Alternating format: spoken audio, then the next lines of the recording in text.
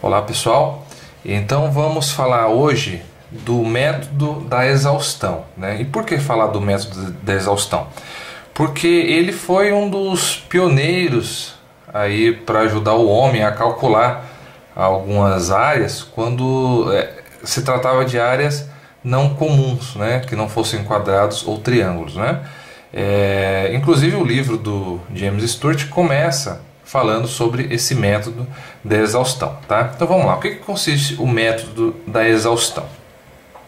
Antigamente as pessoas, né, o homem não conseguia fazer cálculo de áreas que não fossem áreas conhecidas, né?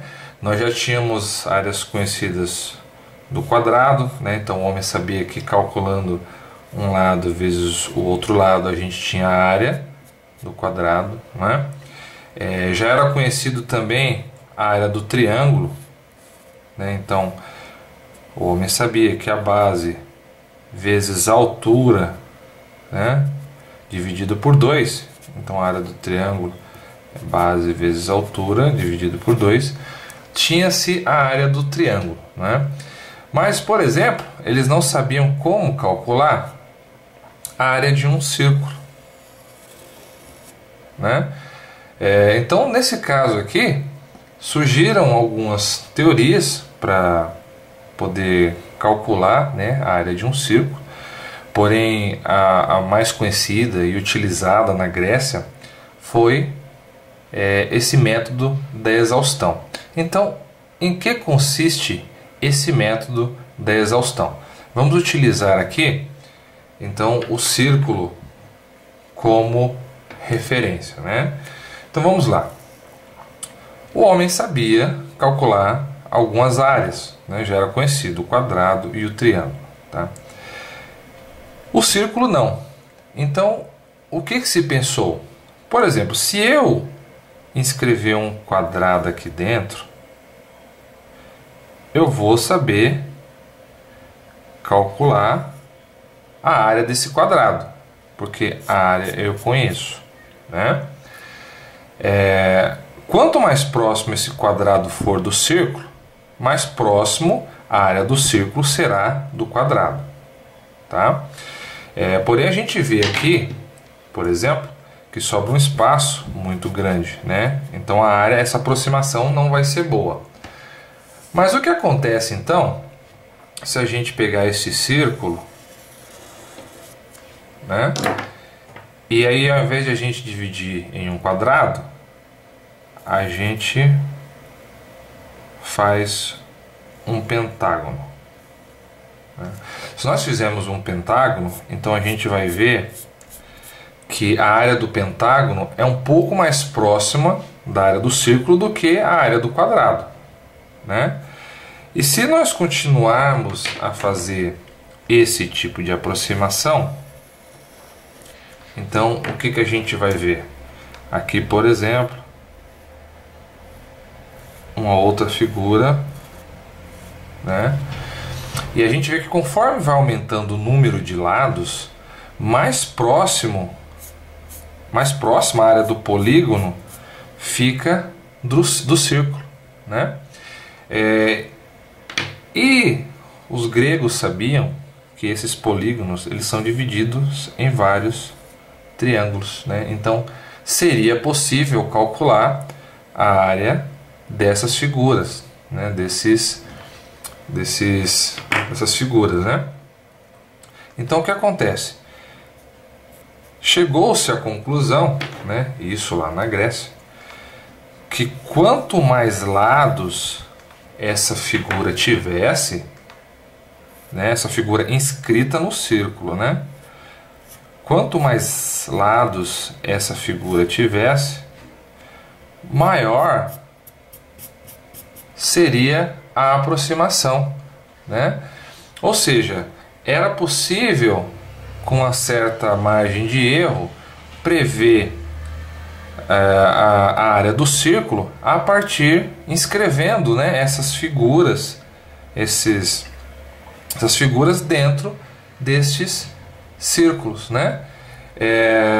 E por que método da exaustão? Porque na verdade é como se você tivesse exaustivamente aumentando o número de lados dessa figura, né, desses polígonos inscritos aqui nesse círculo, né? Evidentemente que naquela época eles não tinham a noção de limites, né? Mas hoje a gente poderia escrever o quê? Que a área do círculo ela é igual ao quê? A área do círculo é igual ao limite da área do polígono, né, de n lados, né, vamos colocar assim, de n lados, quando o número de lados tende ao infinito, né? Então o que isso quer dizer? Que quando esse número de lados aqui tende ao infinito, a gente vai encontrar que a área do círculo vai ser igual à área desse polígono inscrito, né? E aí a gente vai falar agora, né, dito isso, né, como é que surgiu e o que é esse método de exaustão, a gente vai falar da primeira conclusão, né, que surgiu, né, e primeira demonstração a partir do método da exaustão, tá? Então vamos lá. A gente tinha falado, né, do método de exaustão da aproximação das áreas, né? Então você pega uma figura conhecida, inscreve ela dentro de uma figura que você não conhece, né? E a partir disso você faz por aproximação as áreas, né? Então a gente falou do círculo, tá? Então o que acontece?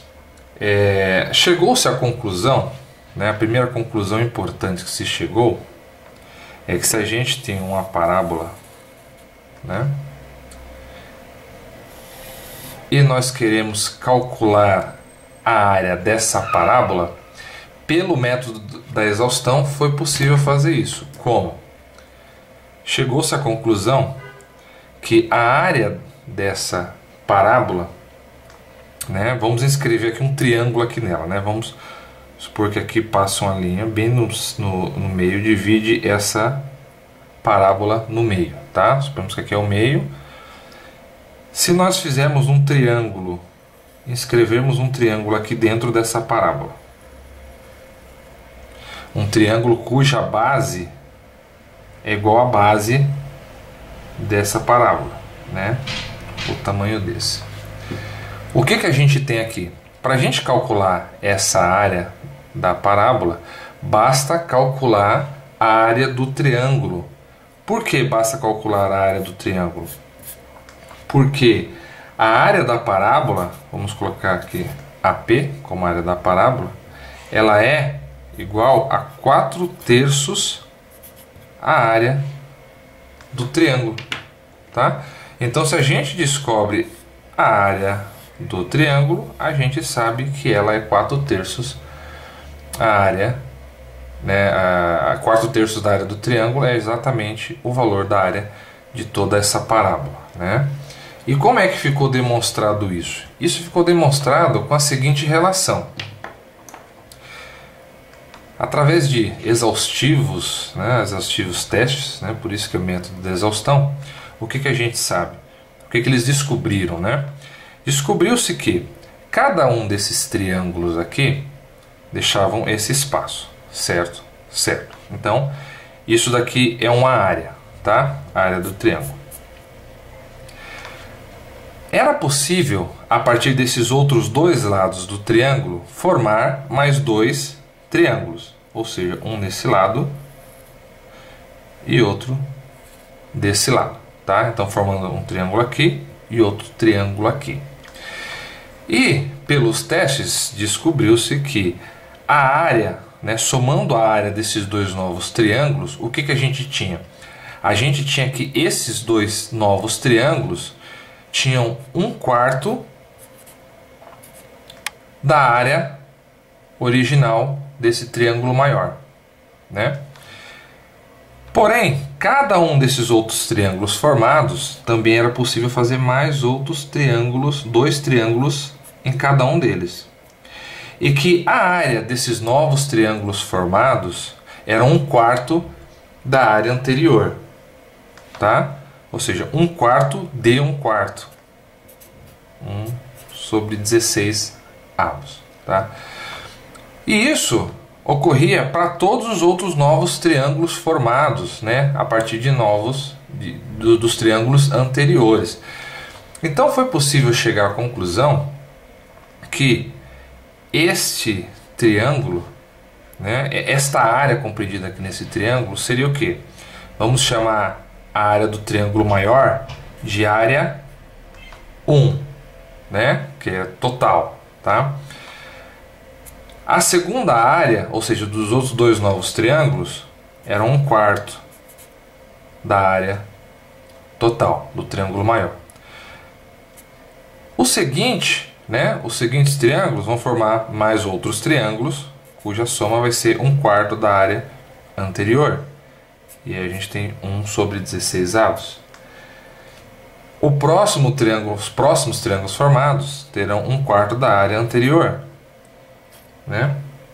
Então a gente continuando a fazer isso aqui, a gente vai ter 1/64. E isso vai se repetindo, né? Digamos até o infinito, né? Sempre a área do novo triângulo, dos novos triângulos, vai ser 1/4 da área do anterior. E isso daqui a gente já conhece, né? O que é isso daqui? Isso daqui é um APG, uma progressão geométrica, né? E essa progressão geométrica, né? Então aqui a gente tem o termo A1, que é o primeiro termo, nós temos o termo A2, nós temos o termo A3, nós temos o termo A4 e assim sucessivamente. E nessa progressão geométrica a gente tem aqui a razão, vamos chamar a razão de Q, ela é igual a 1/4, né? Porque se eu pegar 1/4 vezes 1 dá 1/4, 1/4 vezes 1/4 dá 1/16, 1/4 sobre 16 dá 1/64. Então a gente tem uma progressão geométrica de razão 1/4, né? E a gente sabe também que existe uma fórmula para calcular os termos de uma progressão geométrica cuja razão é menor do que 1. Aliás, está entre 0 e 1, né? E qual que é essa fórmula? A fórmula diz que, a fórmula da soma, né? A soma dos termos de um APG, que o primeiro termo, ou seja, o A1, dividido por 1 menos a razão Q, ela dá a soma de todos os termos dessa progressão geométrica. Só que aí a gente tem que lembrar o quê? Que os termos dessa progressão geométrica, ela é a área dos triângulos que vão sendo formados. Então a área 1 é a área do triângulo maior, 1/4 é a soma da área dos outros dois triângulos formados, e assim sucessivamente. Então se nós calcularmos a área se nós calcularmos a soma, né, dessa progressão geométrica, a gente vai ter que a soma dessa progressão geométrica é igual à área da parábola, né? Então vamos calcular isso só para demonstrar aqui. Então o que a gente vai ter? A gente vai ter o seguinte: a soma é igual a 1, qual que é o termo A1? É 1, sobre 1 menos a razão. Qual que é a razão? 1/4, tá? Então fazendo os cálculos aqui, o que a gente vai ter?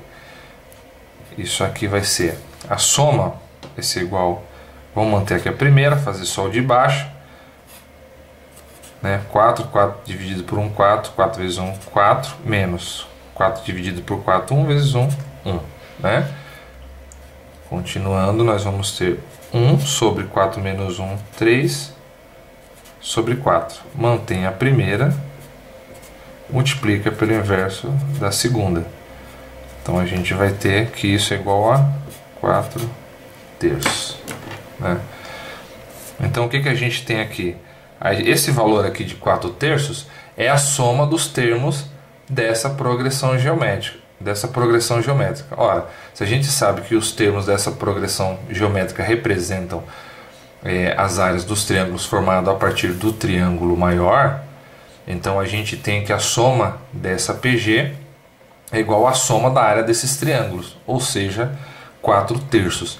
E assim ficou provado que a área desta parábola, né, a área compreendida aqui nessa parábola, ela é igual a 4/3 a área desse triângulo aqui, tá? Na próxima aula eu vou mostrar como isso aqui é verdade a partir do cálculo integral.